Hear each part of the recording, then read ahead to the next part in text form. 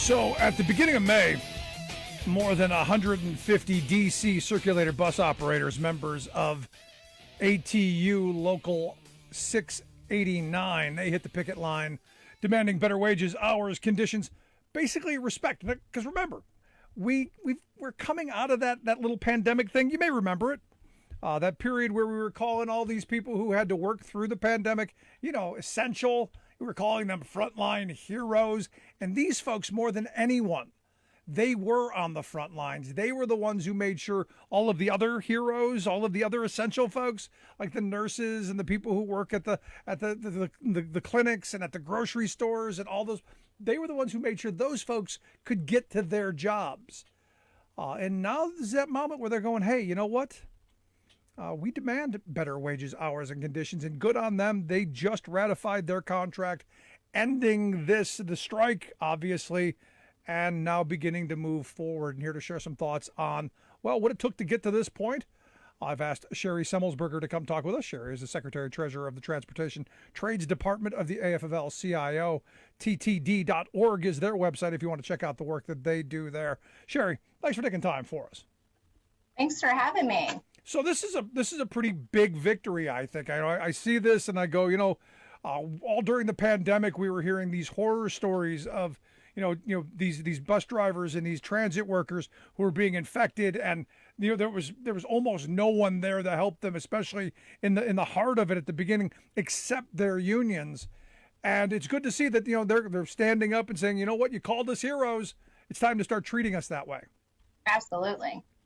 I think it's been long overdue to have those voices heard.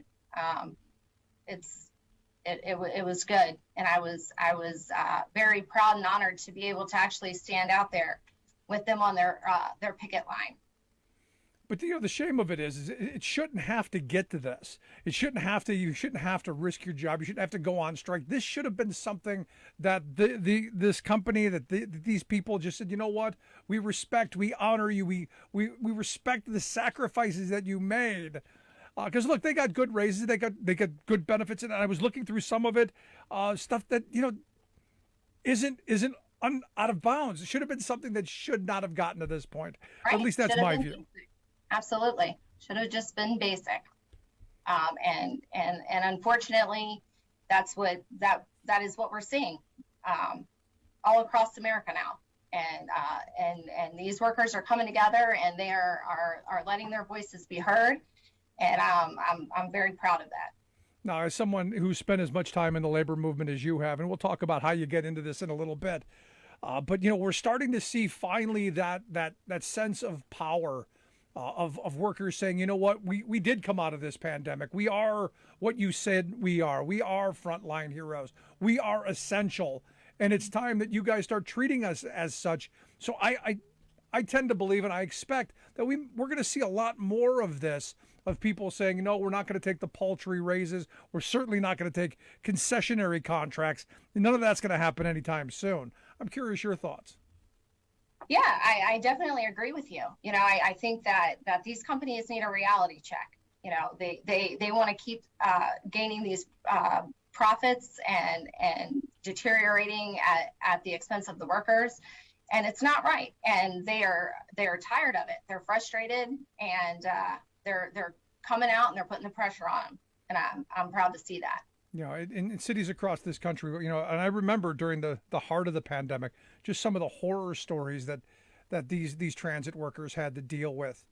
And this is where, again, as society, we've got to wake up to the reality that, these are our friends, our neighbors, our family members, that they're us. We should be treating them and all of us with dignity and respect. Because I don't know if you've noticed it, but as we've opened back up, as we've gone back to quote unquote normal, we're not normal anymore. I mean, I think people's fuses are a little bit shorter. I think we need to learn to deal with each other a little bit better. Yeah, absolutely. And I think you're starting to see that, and arms are locking, and solidarity is being heard, and it's coming back strong. Yeah, and the good thing about this, and this is that moment where out of this, the idea of unionizing, the idea of solidarity. I've said this for the last couple of crisis that we had, 2008 when that happened into 2009. I said, is this the moment, that spark that's going to draw working people back together? And it really wasn't. We hadn't done the grassroots organizing yet. I see this as that kind of moment where I think the conditions are right for people to start saying, no, you know what? Maybe we do need to start uniting around the idea that we all deserve a living wage. We all deserve health security, retirement security, dignity, respect, the kind of things that, people like you and I have been fighting for decades. Oh yeah, absolutely. And what I love most of all is how it's coming across in various industries. And you don't have to be, that worker in that industry to show your support. You're seeing it with the miners. The flight attendant, President Sarah Nelson, she went down and stood with the miners that have been on strike, and that really speaks volumes. You are coming together not because you know each other personally, but because you have a common ground. And you understand it, and you're fighting together. Yeah, Sarah's amazing, and we've had her on the program another number of times, and she's a good friend. I love her passion. I love her intellect. I love her ability to message, because that's the way forward for the working class of this country, of standing together. That old Knights of Labor idea of a concern of one being a concern of all. An injury to one, an injury to all. And I think we're seeing that across industries. Now, your industry, obviously the Transportation Trades Department there of the AFL, looking at transportation, public transit being part of it, the rail service being another part. You look at, a lot of our supply chain issues. You look at a lot of the things that are going on, especially with inflation. And it comes back down to transportation. It comes back down to the regulatory destruction that's happened over the last 40 years, and the destruction of what used to be, the basis of what was known as the middle class in this country, which were good, solid, unionized jobs in trucking and in transit and on the railroads and in public transit. It's about now rebuilding that sector and rebuilding those jobs. So when I see a victory like this, it gives me hope that the future is going to be bright for future workers and the economy as a whole. Absolutely. And I think that message is out there now. And you are seeing it. I feel like every day in the news, there's a mention of workers wanting to organize, and they're fighting strong for it. And they're getting out there, and they're putting the pressure on these companies. And it's great to see. It really is. Yeah. You're listening to the Rick Smith Show with Shari Semelsberger. She's the Secretary-Treasurer of the Transportation Trades Department of the AFL-CIO. Make sure you check out their website, ttd.org. We'll get links out on social media. You can take a look at that. Shari, you and I share something of a common background. We both went and graduated from the National Labor College. For me, I went because I love the labor movement. I want to help grow and help people lead the kind of lifestyle that I've been able to lead throughout my lifetime. And I say it all the time around the program. I grew up in a housing project on the west side of Cleveland. We were where they put the socioeconomic ladder on top of. And I now live in a neighborhood with doctors and lawyers. And I credit that with, one, my hard work, obviously, but two, the fact that I've always had a union contract that made sure that work was compensated at the highest possible wage I could get, with good health security and good retirement security, that when I get older, I'm not going to have to worry as much as sadly most workers in this country. And I want that for everyone. So we share that common bond that, the National Labor College is one of the places that we got a little bit of information. I think it's an interesting little bit between us. Yeah, it is. I was actually able to go back to college while working for Transportation Trades, which was great. I got my bachelor's degree while working full time. Yeah, I did too. It's one of those things where we were able to do some of it, and it was a good mixed program that I really liked. But the important part for me was the relationships that I came across, and the idea of being around people who want to build the same kind of movement forward and give people the same kind of opportunity. And the reason I really like, talking with other labor people is I think they have the same kind of mentality that I have. It's about getting things done that make people's lives better. It's, I don't meet many selfish people in the labor movement. It's all about how we can make, not just, hey, I made it to where I've made it, kick the ladder off the side of the building and slam the door behind me. It's how do we replicate that and get people the ability to, to lead the kind of lives that we've led. And I think that's important as well. Yeah, it absolutely is. That's why, when I showed up to that strike with Local 689 ATU, my great-grandfather, when he came from Italy, that was his very first job, was with Local 689, working on the streetcar tracks here in DC. He was able to raise a family of, I said 6, it actually was 7 when I went back. My mom is actually one of 6, but so to raise the family of 7 on a union job, wages and benefits, and that I was able to pay that respect back full circle. That was the beginning foundation of a lot of history with my family throughout this throughout the labor movement, and I was very, very honored to be able to show up. We took food and drinks there for the workers. Greg Regan, our president, our chief of staff, Matt Colvin, joined as well. And we were able to sit and talk to them and show our support. And we were very proud to do that. Yeah. It's about sharing that story, though, because that's an important one. You go back and we have this idealized version of what the 50s and 60s were, the Norman Rockwell era. You hear the Trump supporters talk about make America great, and they usually point back to that period. But that period was the height of the power and prosperity of the working class, the most prosperous working class, not just in the history of this country, but I would argue in the history of human civilization. That someone who was doing working as a truck driver or a transit worker or working on the railroads or in the coal mines or in the steel mills or whatever industry they were in, you could support a family on one income, 40 hours a week. You could do all of the things that the American dream, we were told, you buy the house with the white picket fence, the 2.3 kids with the dog and the new car, and vacations every year, send your kids to college, retire with dignity and respect.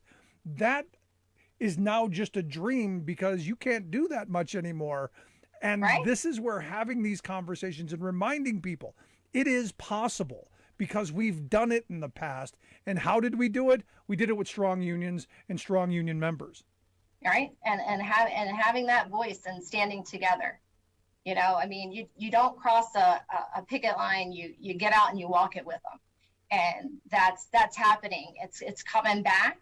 And that's what we're seeing, and like I said, it's exciting. It really is, because I do think it got lost there for a while. And this is one.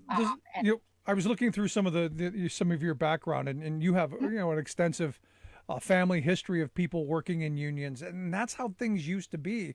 Everybody knew somebody who was a union and in a union. And I remember growing up in the projects. When you saw someone get that union job at Ford or Chevy in Cleveland, immediately their lives got better. So even as a small kid, 7, 8 years old, I saw firsthand union job, better life. That's how it worked, because you saw immediately their lives got better. They had food at the end of the month, which in my neighborhood was not a certainty. The kids got secondhand bikes, they got better clothing. Eventually they got a secondhand car, and eventually they moved up and out altogether because of the wages that were earned.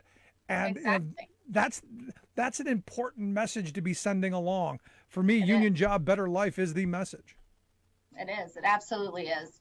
And that's why I think that this is happening, because they're seeing these profit margins get wider for these companies, and workers are saying, I'm not going to sit out here. You're not going to overwork me, increase my hours, and decrease my pay and benefits. This isn't going to happen anymore.